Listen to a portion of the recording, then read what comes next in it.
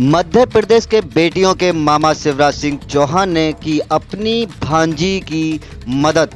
वहीं टीकमगढ़ विधायक ने निभाया भाई होने का फर्ज। जी हां, टीकमगढ़ से इस वक्त की बड़ी खबर। टीकमगढ़ निवासी आर के मिश्रा ब्लैक फंगस बीमारी की तकलीफ में 15 दिनों से जूझ रहे हैं। आपको बता दें कि जिनका इलाज ग्वालियर के एक निजी अस्पताल में चल रहा है। इस बीमारी के इलाज के लिए मरीज को प्रतिदिन 5 इंजेक्शन एफोटेरिसिन लगाए जाने थे, जो कि उपलब्ध नहीं हो पा रहे थे। इनकी मदद इनकी दोनों बच्चियां इलाज के लिए काफ़ी परेशान थीं। इनके द्वारा सोशल मीडिया से माध्यम से मदद भी मांगी गई। इसका फ़ायदा उठाकर एक जालसाज द्वारा इनसे 50,000 भी ऐंठ लिए गए। तकरीबन 12 दिन परेशान होने के बाद आर के मिश्रा की पुत्री वर्षा मिश्रा ने टीकमगढ़ कलेक्ट्रेट पहुंची और वहां पर कलेक्ट्रेट व टीकमगढ़ विधायक से अपनी गुहार लगाई। उसी दिन मुख्यमंत्री द्वारा कोरोना संक्रमण के रोकथाम को लेकर समीक्षा की बैठक की जा रही थी।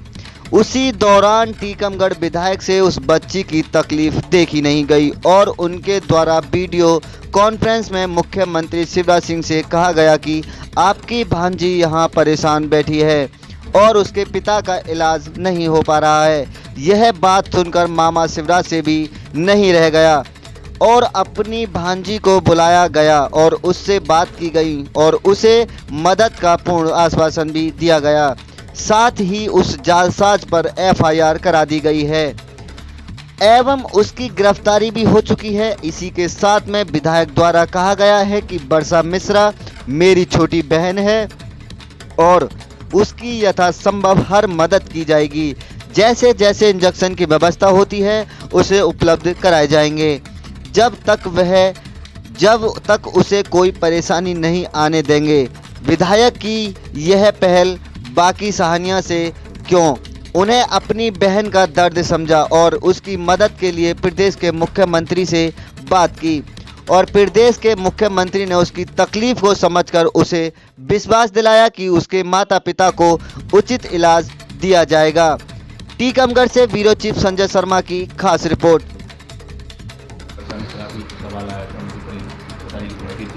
क्या मामला था, क्या मदद की गई?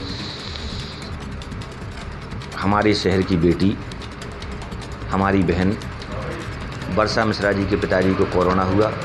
कोरोना के पश्चात उन्हें ब्लैक फंगस हुआ और ब्लैक फंगस के लिए जो इंजेक्शन लगते हैं वह इंजेक्शन हमारी बहन को नहीं मिल पा रहे थे। वो काफ़ी परेशान थी। उन्होंने सभी जगह संपर्क किया और हमारी बहन वर्षा को कहीं से पता चला कि आज मुख्यमंत्री जी की बीसी है। हम जैसे बीसी के लिए कलेक्ट्रेट कार्यालय पहुँचे तो हमारी बहन बीसी कक्ष के बाहर खड़ी थी। उन्होंने अपनी बात सांसद जी से भी की, कलेक्टर साहब से की और मुझसे की। इसके बाद मैंने उनसे पूरी चर्चा की, आप कितने बहन हैं, कितने भाई हैं, पिताजी कहाँ हैं, कैसी स्थिति है। तो उन्होंने बताया कि हमारे पिताजी ग्वालियर हॉस्पिटल में भर्ती है और ऐसी ऐसी समस्या है, मुझे 50 इंजेक्शनों की ज़रूरत है। मेरे साथ 50,000 रुपये की ठगी भी किसी सविता नाम के व्यक्ति ने कर ली है।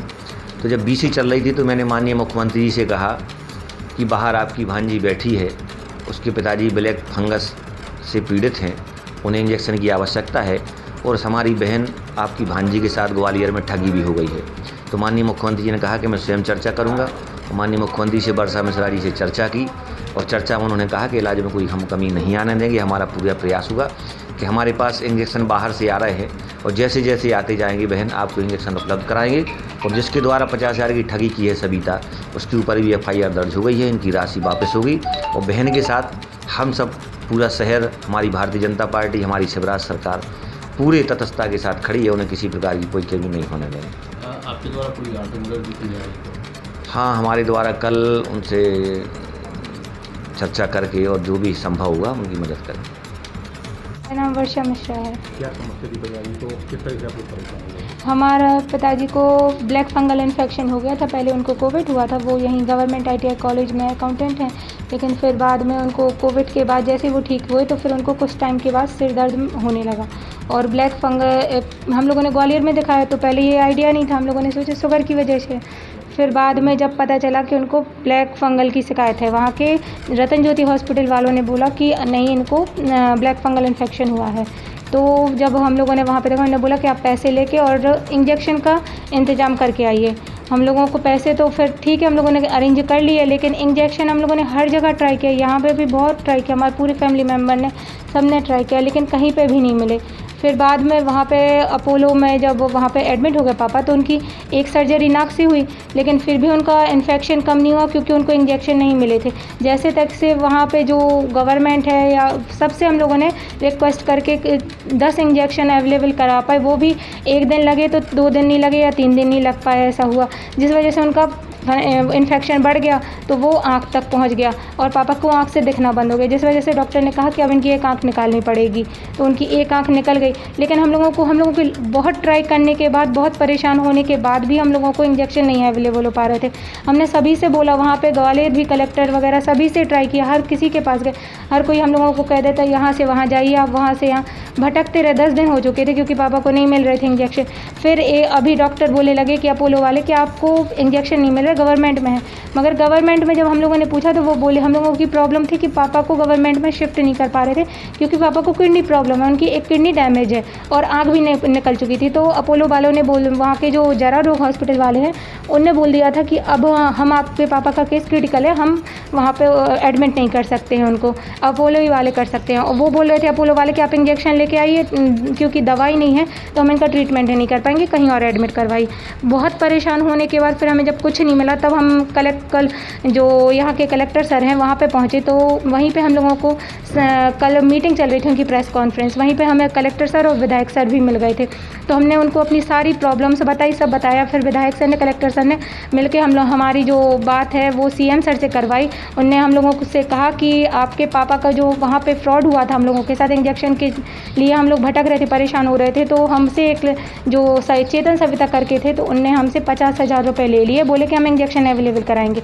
हमने ये बात भी सर को बताई, तो उन्होंने बोला कि हम उसकी गिरफ्तारी भी करवाएंगे। वो अरेस्ट भी हो गया और उन्हें सर ने, सीएम सर ने और विधायक सर ने भी, कलेक्टर सर ने भी मिलकर बोला कि आपका पूरा पैसा आपको वापस मिलेगा और इंजेक्शन भी अब आपके पापा को पर डे के, क्योंकि उनको 5 इंजेक्शन चाहिए, टोटल 60 इंजेक्शन चाहिए, तो अब वो भी हम लोगों को अवेलेबल करने के लिए उन्होंने बोला है कि अब आपको डेली 5 इंजेक्शन मिलेंगे। और ग्वालियर कलेक्टर को भी बोला है, सीएम सर ने भी और यहाँ से हमारे विधायक जी ने भी और कलेक्टर सर ने भी, कि अब आपको कोई भी प्रॉब्लम आएगी तो आप हमें इन्फॉर्म करिएगा, हम आपकी हेल्प करेंगे पूरी। आपकी मुख्यमंत्री से बात हुई थी? हाँ, हमारी सीएम सर से बात हुई थी। क्या कहा? उन्होंने कहा कि आपको पूरा ट्रीटमेंट उन्हें हम लोगों का पापा का फ्री किया है। उन्होंने कहा है कि अब आपको अगर कोई प्रॉब्लम आती है या कुछ भी आती है तो आपका पूरा ट्रीटमेंट फ्री रहेगा, और इंजेक्शन आपके पापा का जब तक नहीं हो जाता प्रॉपर ट्रीटमेंट, और जब तक आपके पूरे इंजेक्शन नहीं लग जाते, वो इंजेक्शन भी आपको रेगुलर और डेली 5 इंजेक्शन मिलेंगे। उन्होंने आश्वासन दिया था और उन्होंने कहा था कि अब आपकी कोई भी प्रॉब्लम आएगी तो आप विधायक जी को बताइए और वहाँ के जो ग्वालियर कलेक्टर है उनको आप अपनी शिकायत बताइएगा, वो आपकी हेल्प करेंगे पूरी। वो कौन थी, आपको कैसे मुलाकात हुई? हम वो वहाँ पे बोल रहे थे कि वहाँ पे जो जरा रोग हॉस्पिटल है, माधव डिस्पेंसरी के वहाँ पे, तो वो बोलने लगे हम वहाँ पे एक बाबू का काम करते हैं और हम आपको इंजेक्शन अवेलेबल कराएंगे। हम लोगों को मगर ये आइडिया नहीं था कि ये पहले नौकरी से निकाल दिए गए हैं या फिर कुछ भी इस टाइप का, हमें पता नहीं था। तो फिर बाद में जब हम लोगों को, हमने उनसे बोला ठीक है, क्योंकि पापा की कंडीशन बार बार सीरियस हो रही थी, तो हम लोगों को इंजेक्शन हर हालत में चाहिए थे, कंडीशन ऐसी नहीं थी कि हम कुछ भी सोचें। हमने कहा ठीक है, वो बोले 2,40,000 रुपये आपको जमा कर, हम दिलवाएंगे 30 इंजेक्शन। हमने बोला ठीक है भैया, आप हमें इंजेक्शन अवेलेबल करवा दो, हम आपको दे देंगे पैसे। मगर उसके बाद भी हम लोगों को पैसे नहीं मिले और ना इंजेक्शन मिले। फिर जब 2-3 दिन हो गए, मोबाइल भी बंद कर ले, वो घूमते घूमते, तो पापा की आँख की भी सर्जरी हो चुकी थी, उनकी निकाल दी गई थी। हमने कहा भैया इंजेक्शन दे दो, अब वो बोले कि हम कल दे देंगे, परसों दे देंगे, मगर नहीं दिया। फिर हमने कहा भैया आप इंजेक्शन नहीं दे रहे, मैं 50,000 रुपये दे दो, क्योंकि हम लोगों को अभी ज़रूरत है। तो वो बोले हम आपको आज डाल देंगे कल, और फिर उन्होंने मोबाइल स्विच ऑफ कर लिया उसने। तब फिर हम लोगों को जब कुछ समझ नहीं आया तो हमारे एक भैया है, राघव भैया, उनने हम लोगों को बोला कि आप जाइए वहाँ पे क्राइम ब्रांच में शिकायत करवाइए। तो हम लोगों ने वहाँ पे शिकायत दर्ज करवाई, पूरी रिपोर्ट वगैरह लिखवाई। तो उनने फिर बाद में जो सर थे वहाँ के क्राइम ब्रांच वाले, उनने वहाँ पे जाके उसको पकड़ लिया था रात में ही।